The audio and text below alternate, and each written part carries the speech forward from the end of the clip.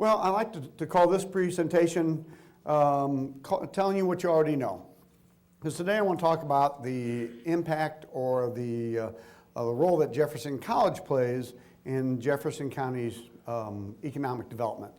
And so a lot of what we're going to talk about today is going to be very familiar to you and obvious from the standpoint that it makes perfect sense.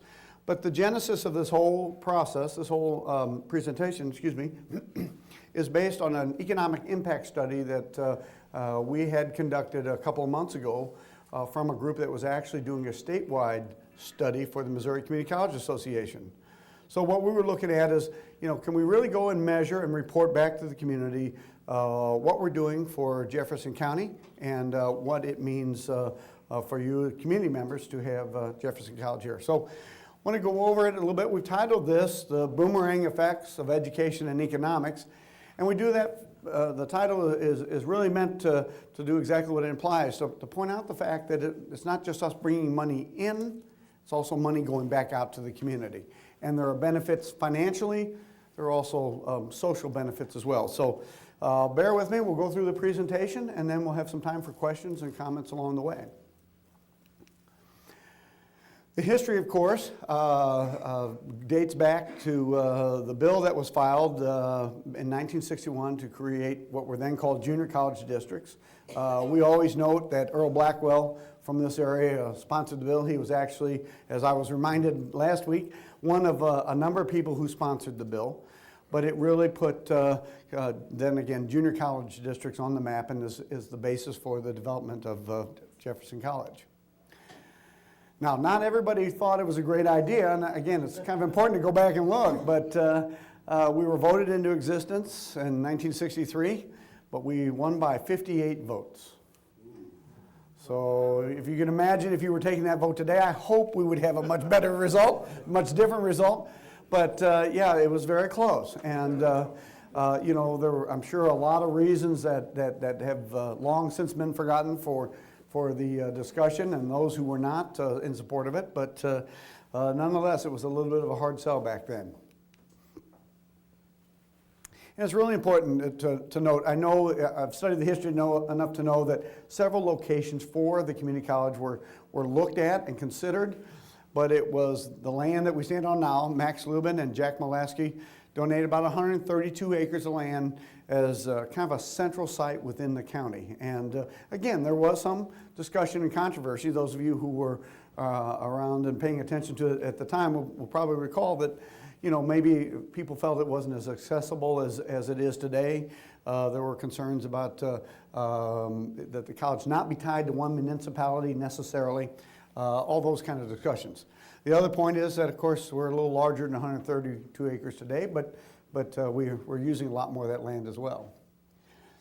We first held our classes in 1964 at Hillsborough High School, and that, of course, meant it was all in the evenings, and we were able to open our first couple of buildings in 1965. And for those of you who spend time that get a chance to talk to Dennis Kim or to Jack Stewart or others who remember what the process was like taking night classes over at the high school back then.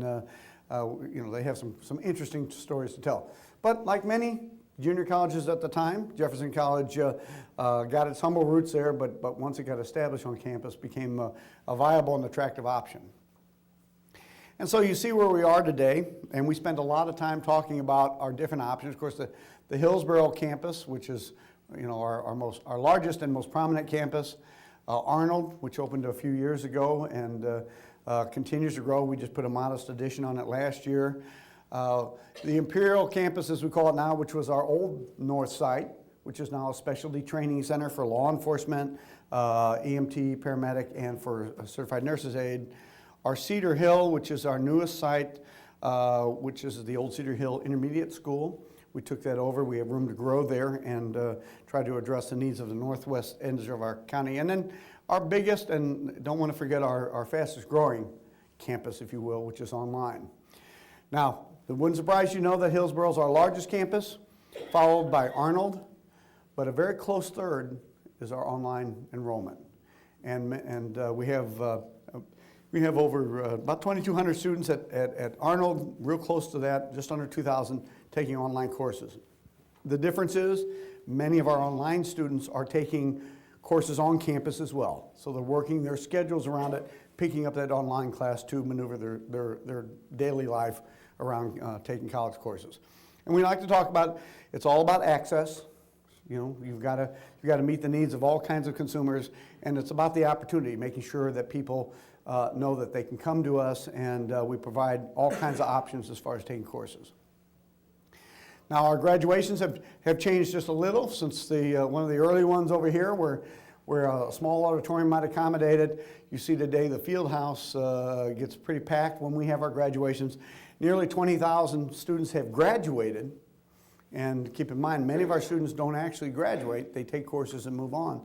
So with over 20,000 graduates, we've grown to the size. You may recall that last May, we actually had to break our graduation into 2 ceremonies. And we wanted to keep the event here on the campus. I think our board was really wanting to stay local, and so we had a career and technical ed graduation in the morning and arts and science in the afternoon. They were about equal size, very close to about 400 graduates with each graduation ceremony. The exciting thing here, though, part of the reason we had to split that group in half is to accommodate the families and friends and supporters of our graduates.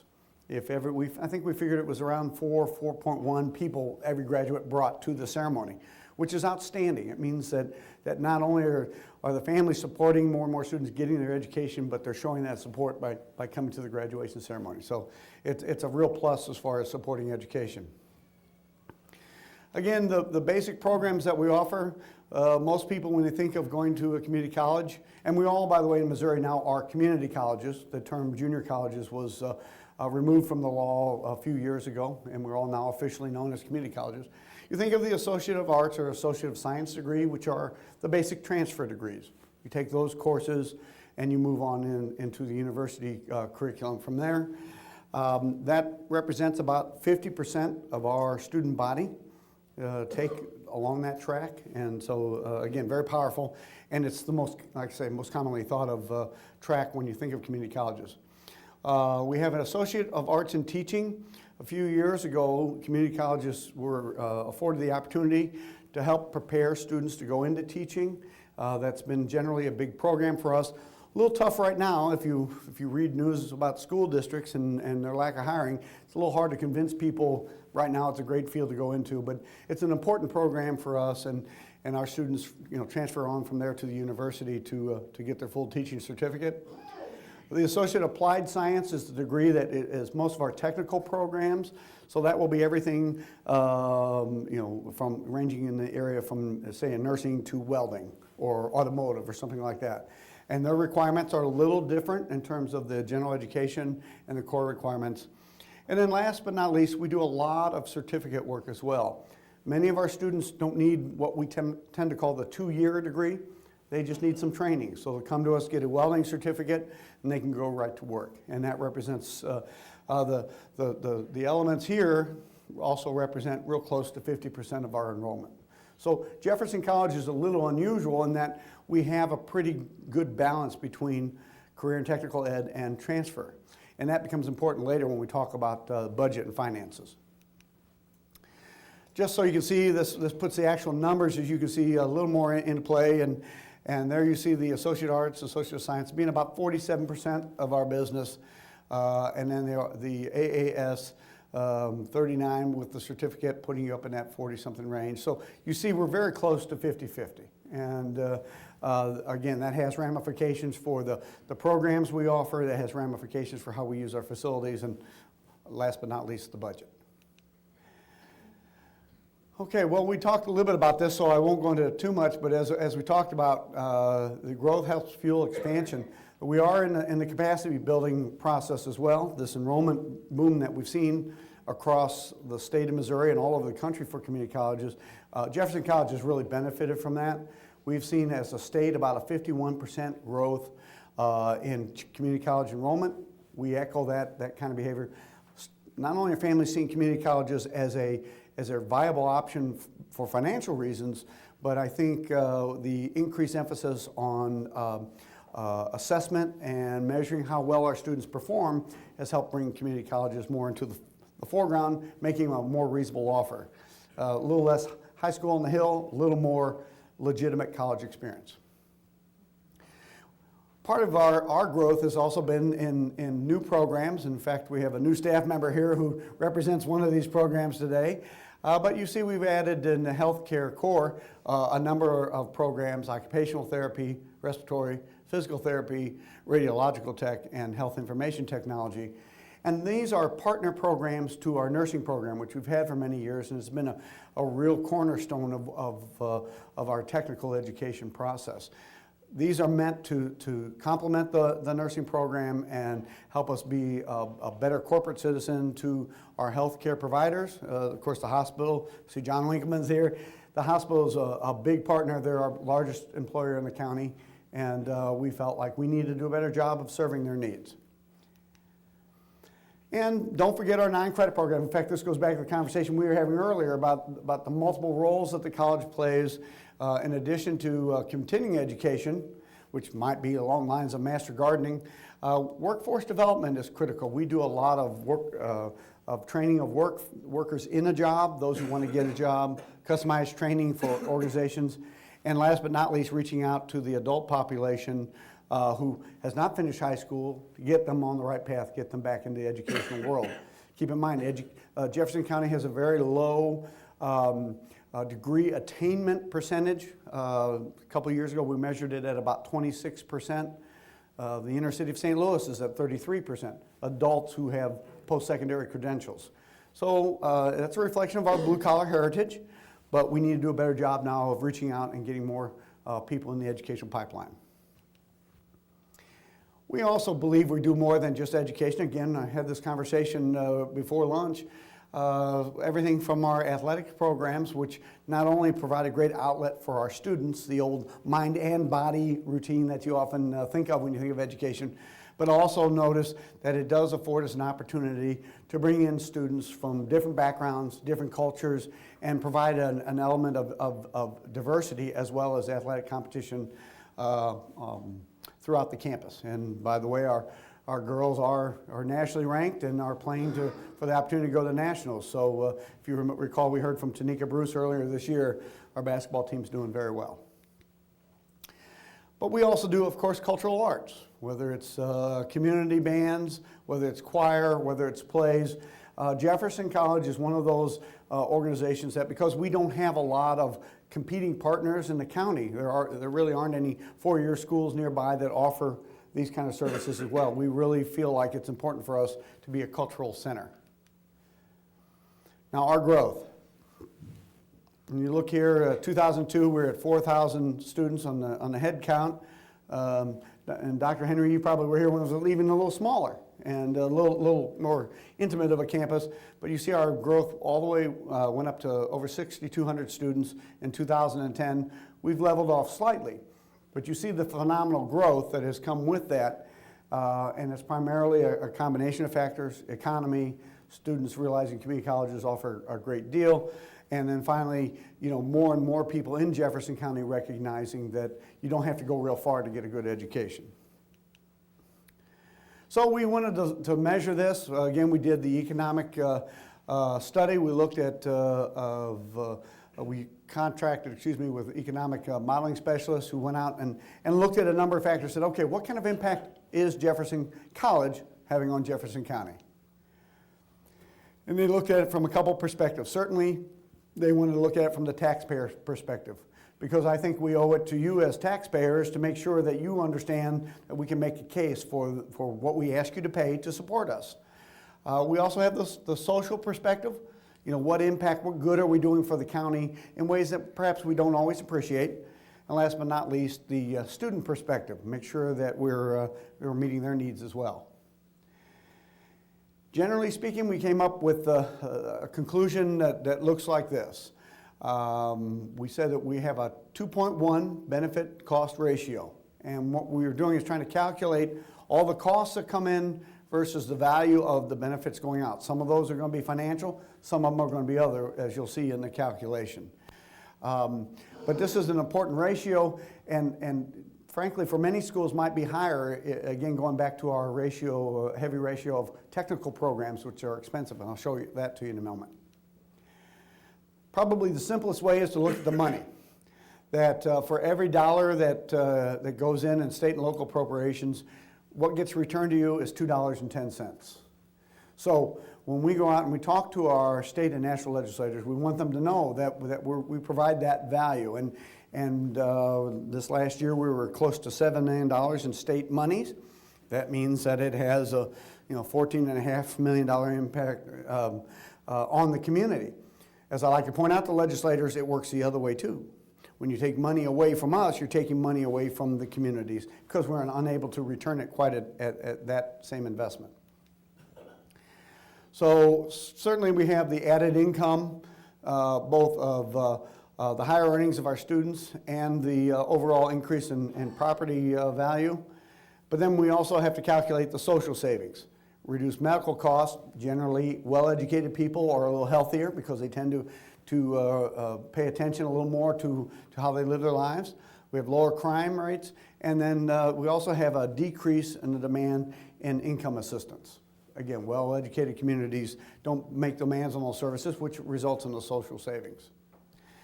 And you can't see this slide quite as well, but you can see that we look at the added income, which is at about $22.9 million, and we estimate our social savings at $1.4 million. So it gives you an idea that certainly the money becomes very critical in this process, but we feel like we need to measure the social good we're doing as well. Now we need to look at this from the student perspective as well, and remember they're coming to us with a lot of new demands that perhaps even 10 years ago students didn't have. They demand more from us. They're a tougher consumer to serve. There was a time when you laid down the rules and said, you want to come to school here, you do X, Y, and Z, and fall right in line. Today, it's almost the other way around. The students come to us and say, oh, by the way, do I have wireless access on campus wherever I want it? I really don't want that class at late afternoon. I prefer it in the morning. I only want to go to school 2 days a week, and your food prices are too high. Okay, so we get a lot of that, and so the model has changed just a little bit. What we always try to point out to the students is the old adage, the more you learn, the more you earn. And we asked EMSI to look at what that meant for Jefferson County and put that in real dollars. And here's, again, this is for Jefferson County. It's going to be larger and more urban areas. But if you have less than a high school degree, and many people in Jefferson County have done their work lives without even finishing high school, the average income is around $15,200. Yep. Can I get an amen? There we go. High school degree or the GED at about $23,600, which is an increase of about $8,400. You jump up to the associate degree, you go to $31,900, another $8,300 increase. And you get a bachelor's degree in Jefferson County, your average income is going to be around $45,800. And what that shows is that even in a county which has historically been more blue-collar based, the value of higher education is there. And for students who attain these degrees, it will have some real significant meaning to them over the course of their lifetime. And you can imagine as you multiply that out over their life, you begin to get a sense of what it could really mean in hundreds of thousands, if not millions of dollars in income. And these are average midpoints, but it gives you that frame of reference. We can clearly document to our students, you get a degree, you will earn more in your lifetime. Now, part of what we wanted to do too is measure the impact that our students have on the local economy. And one of the ways that we do that, we all know many of our students work, and we don't always know what they're doing or how much money they make, but we also know we have a large number of our students who are on financial aid. And it says a lot about our community because so many of our students qualify for federal financial aid. So we took a look at this and look at the financial aid awarded to students, and you can see in 2006 we were just under $8 million. But today we're up over $21 million in student aids, and 7,835 students that qualify for some kind of financial aid. What this tells you in a specific sense is that our students are not only in need for tuition assistance, but that a lot of this money also goes into supporting their daily lives. Probably about half the money comes in with financial aid, goes to their direct educational expenses. And then there's a formula that's used by the federal government to allow support for buying gasoline and basic eating requirements, things like that. And so a lot of this money gets turned immediately back over to students who put it in our local economy, and the rest of it is turned over to the college, which then is turned over to our economy in the form of faculty salaries, staff salaries, supply purchases, and the like. One thing I will point out here, you see this 7,800 students is more than the 6,200 I showed you earlier. But keep in mind, this is on an annual basis. And so the 6,200 represents a semester enrollment, and the 7,835 represents an annual financial aid. So we would probably have a number of students who came to us only one semester. And so that number is always going to be higher. But it gives you an idea then that for nearly 8,000 people in the year 2010, we were providing them financial resources that, again, was being turned back into the community and providing them the opportunity to go to school. There we go. All right, well, let's talk a little bit about the college operations. Of course, the student spending, which I touched on a little bit, and then the student productivity, which is going back to not only can they earn more, but they are better citizens.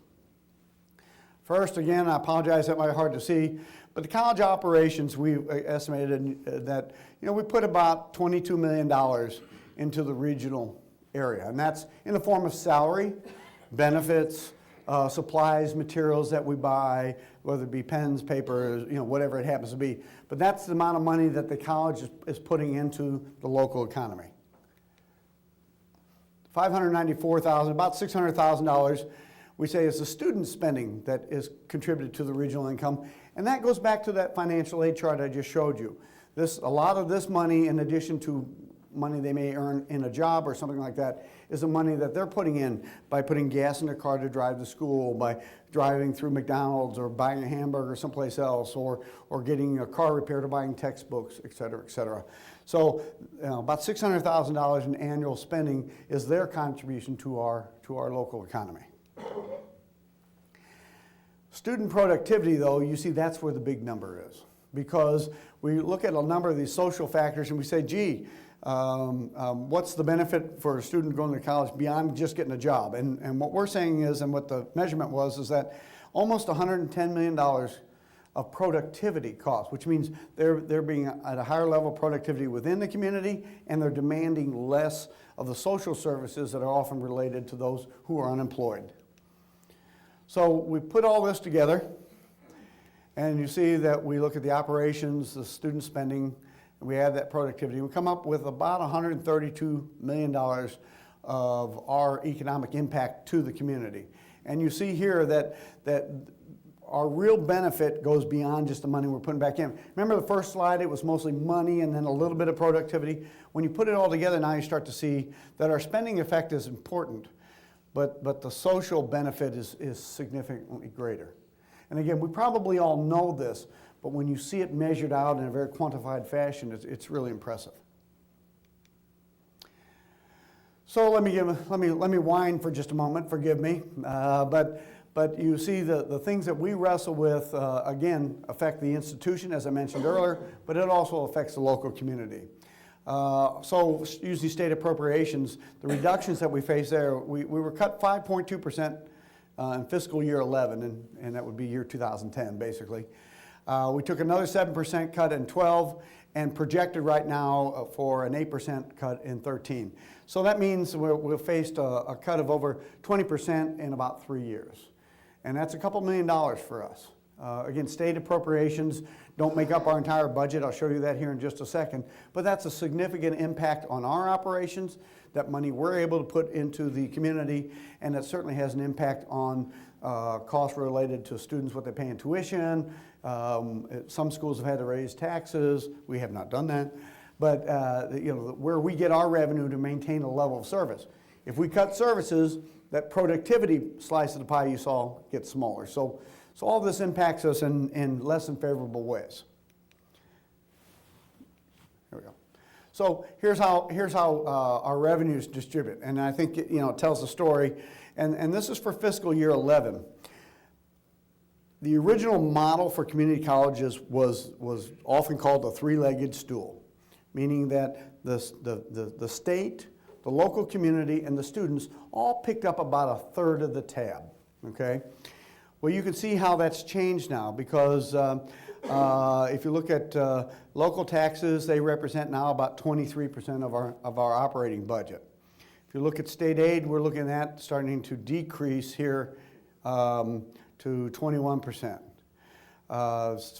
Federal grants and federal aid coming into students is a large part of our revenue now. And you see this part right here, this 30%. That's tuition. And what's happening, the model is shifting. Students are starting to carry a heavier burden in terms of the cost of attending a community college. So we're not a model that you would say like a private college where the student tuition operates the entire facility, but you can see we've had somewhat of a philosophical shift that the state is supporting us less. We're relying more on local community taxes, federal aid, and student tuition to get our operating budget under control. So Jefferson College is a smart economic investment. We certainly enrich the lives of students. We know we increase their lifetime income. We know we generate government revenue, financial aid, federal grants, those kind of things. That brings more money into the community. We know we reduce the demand for social services, and we know we contribute to the growth of the economy. And what these numbers are designed to do is to show you how we know that. Not just to tell you that and we all agree, but we can certainly prove that. So with that, I'm going to open this up to some questions. I know I threw a lot of numbers at you. There's a lot of material we didn't include that's in the study that validates some of that information, and I'm glad to lay that out a little bit more. But at this point, let me see what questions you have. And I've got some folks in the room that if I don't know the answer, chances are they can help me figure it out. So what questions do you have? Yes, sir. Local taxes, is that all from real estate or is it from other sources? Majority is real estate taxes. Probably, because in fact I think it's almost all exclusively real estate taxes, isn't it, Richard? It's probably 95% real estate tax, and you'll have some business license tax in there and some financial institution tax. Okay, so like I say, yeah, most of it's real estate. And like I said, many community colleges have had to start looking at going back to their districts and increasing their you know, what they're laying out there. We've been pretty good about holding the line on that.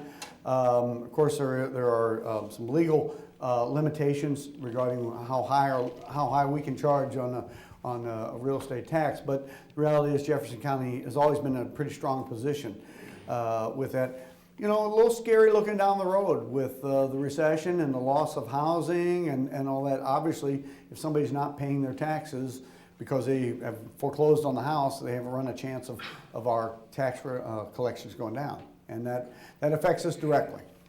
So, yes, sir. What's it cost about on average for a semester? Okay, that's a good question. It was about what's our average cost. Let me break that down a couple of ways because the main cost is tuition. And right now our tuition's at $90 a credit hour. That includes most of the activity fees and everything else. We don't break out a whole slew of different fees. We lump it into one tuition rate, and so about $90 a credit hour. So if you just look at that and you try to figure out books might cost you $500 a semester, you're probably looking at $2,700, $2,800 a semester, a year to go to school. Now, for some of our technical programs, and Rad Tech will be one of them, nursing's one of them, we charge a higher tuition rate because the cost is greater, and their costs will be a little higher. And again, on an average, probably in that $3,300, $3,500 range. But you know, a very solid value compared to $10,000, $12,000, $15,000 oftentimes that you find at major universities. And we talk to parents a great deal about that difference. And you know, in the end, if you want a degree from University of Missouri, whether you start there as a freshman and go all 4 years, or whether you transfer from a community college and do your last 2 years there, your diploma still says University of Missouri.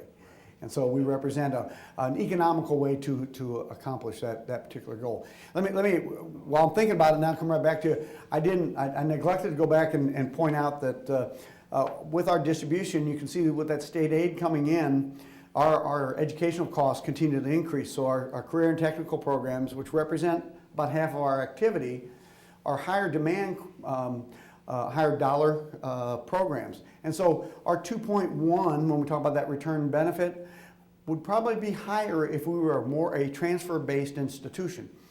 St. Charles Community College, which is a great institution, formed a little later, doesn't do a lot of CTE work. They do almost exclusively transfer. And so their cost, it's cheaper to provide those programs, their cost ratio is even higher. So go ahead.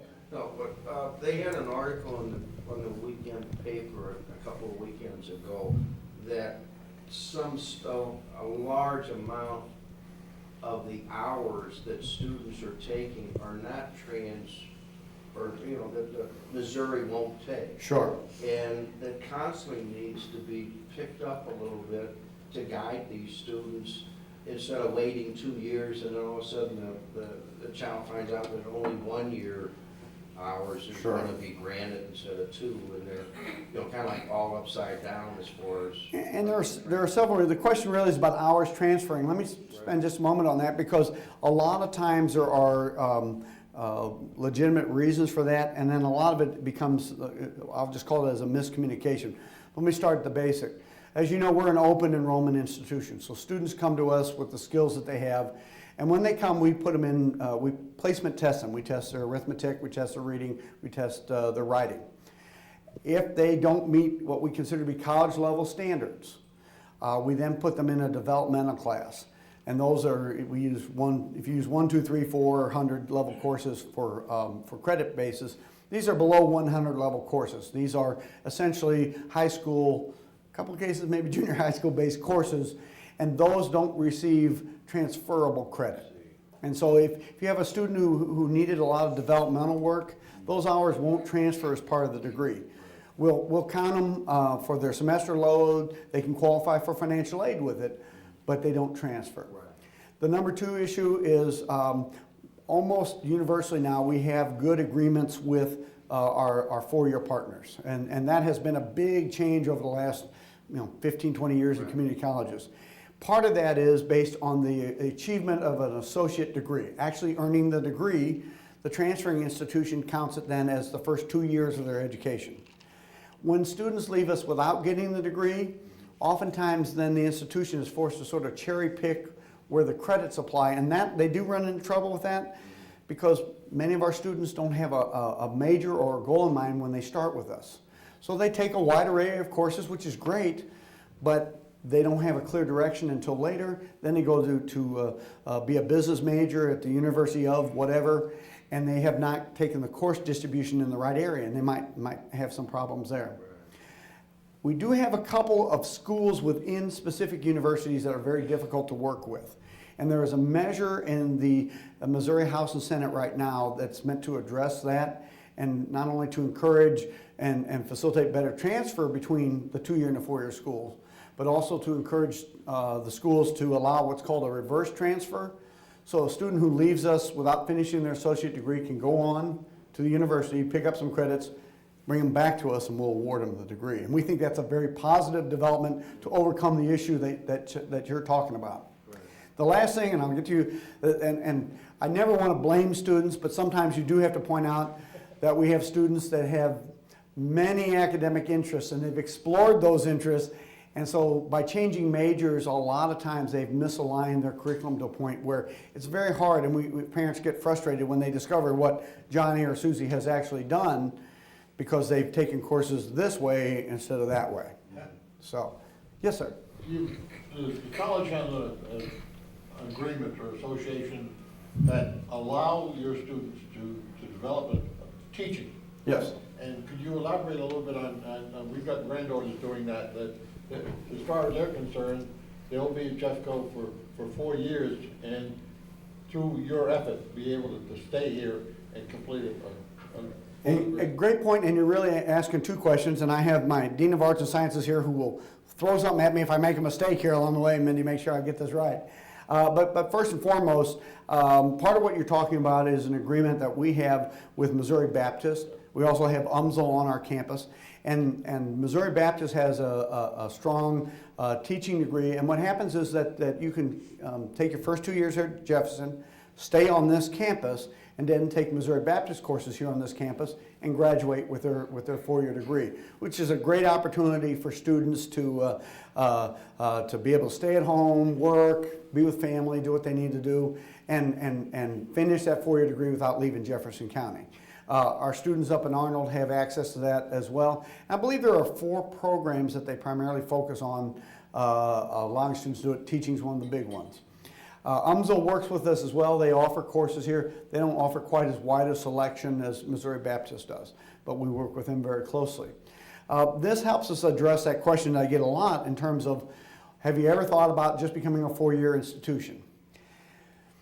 There would be some benefit because Jefferson County doesn't have a sole Jefferson County-based 4-year institution, but I'm concerned about mission creep. I think that we need to focus on being a really great 2-year school, serving our community, and then providing opportunities to go on, and that's kind of been our focus. The other part of your question is also making sure that we do our diligence so that students can move through those programs easily. And we're working very hard to remove a lot of the barriers that come into play as we recognize what students tend to do. And the teaching degree is a great example where they might do some exploration, they might hit and miss. So we're trying to develop a way so they can see more clearly how they get from start to finish. And you know, we're even going beyond the 2-year degree. We have a lot of students that come to us needing that GED. And we have a lot of students that we need to talk to early on about the goal of getting beyond the associate's degree and setting that long-range goal. Stephen Covey calls it begin with the end in mind. Where do you want to be? Let's work backwards from there to make sure we can do the best job we can to get you there. Okay? Let me get back here and then I'll kind of... One of the most exciting things that you've said is that you accept a student where he is, and then you try to develop him for the goals he wishes to achieve. How many community colleges do that? Well, we all have that goal in mind, but it's a central part of our mission, and I think at a school like Jefferson College, it's critical because we have so many people that come to us not just out of high school, and that's critical. Sure, some of them come off high school and still have some basic educational needs for whatever reason. We don't want to blame or point fingers. Every school district has honor students, and everyone has those that somehow just get by. But we also have all those students that come back to us after maybe a stint in the military or they've been in the work world. And we really embrace that as a central part of our mission. It is part of our general community college mission, but we I think do a good job of taking that to a high level and making sure that nobody leaves without an attempt on our part to meet their educational needs. One other thing I would like to point out, schools for years had their own placement standards. You'd take a test with us and we'd put you in this class.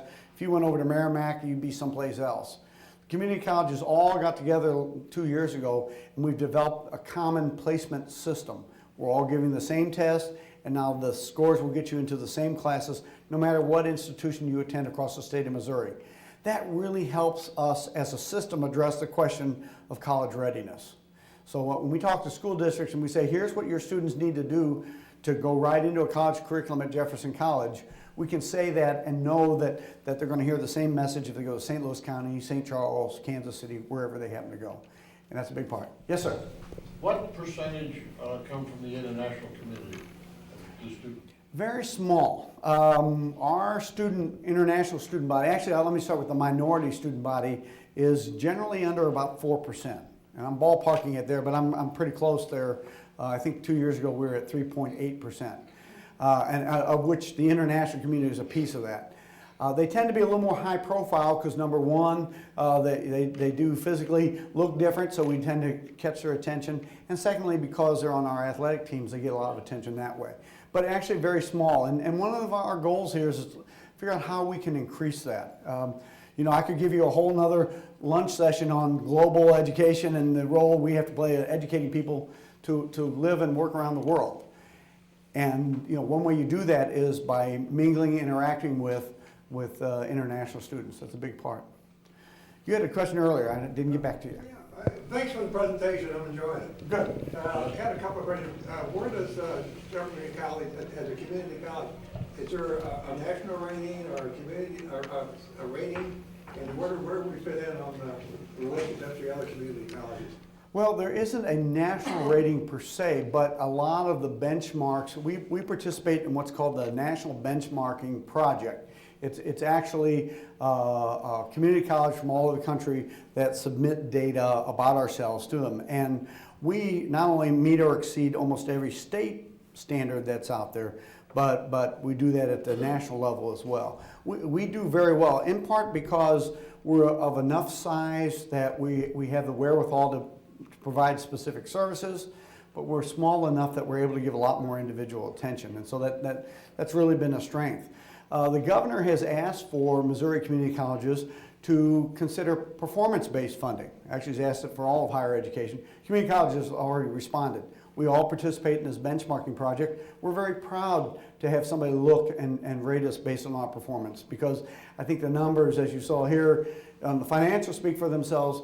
Our academic student performance speaks for itself.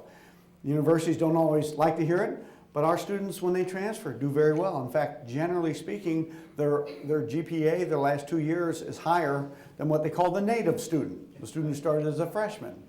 Part of that is because I think we do a good job of preparing them. Part of that is probably what the students were doing instead of going to class at times.